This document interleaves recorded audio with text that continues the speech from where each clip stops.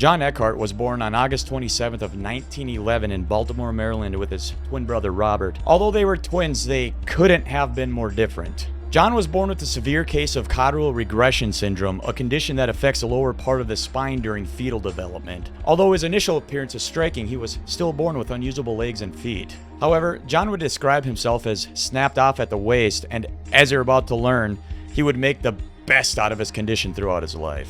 Now, John had lived a surprisingly good life, considering the time frame that he lived in, of course. He and his brother could already read by the age of 4, not to mention John learned how to walk on his hands before Robert could walk on his feet. The other students at his school would fight each other for the simple privilege of carrying him up the stone steps to his school. Also, the windows in his classroom would be closed to prevent any curious onlookers from peeping in the windows. A little creepy to be peeping at children, don't you think?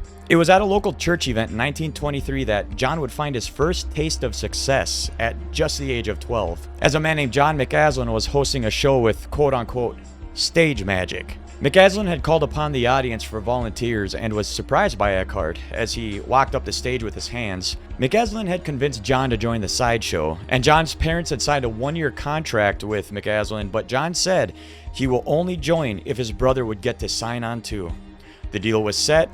However, the contract was later changed at John's request to up the contract from 1 year to 10 years by simply drawing a 0 behind the number 1. From here on out, we're just going to call John Johnny, because Johnny Eck was the stage name he created for himself. Johnny was so successful in his freak show career, he split with McAslin in 1924 to sign another contract with Captain John Sheasley, getting out of his previous contract because of the fraudulent change. Now, Johnny wasn't in the business just for his good looks, however. He would perform different acrobatic feats, such as the sleight of hand tricks and his famous one-arm handstand, all while wearing a tuxedo to not only hide the lower half of his body, but to create the illusion that he was truly split in half. Johnny would eventually move on to perform for the Ringling Brothers, Barnum and Bailey, and was even cast in 1932's Freaks, an extremely controversial movie for its time. Another video for someday? Now, we'll see where this goes. Johnny would also be cast in earlier Tarzan movies and would even be featured in the earlier Ripley's Believe It or Not. At the Chicago's World Fair, Johnny would be dubbed the most remarkable man alive. Now, of course, all good things have to come to an end.